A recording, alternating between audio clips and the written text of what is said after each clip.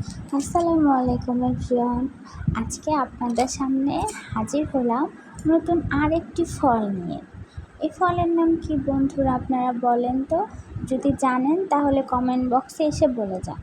প্রথমে আমি যখন এটা কাটতেছিলাম ভাবছিলাম হয়তো ছিলে কাটতে হবে। পরে ভাবলাম না, দেখি না ছিলেই কাটি। মাঝখান দিয়ে একটু কাটার চেষ্টা করতেছি, বাট কাটতেছিল না। পরে ভাবলাম দেখি পাশ দিয়ে কেটে দেখি। পরে যখন পাশ দিয়ে কাটলাম দেখলাম যে মাঝখানে বিচি, সেজন্যই তো ফলটা কাটতেছিল না।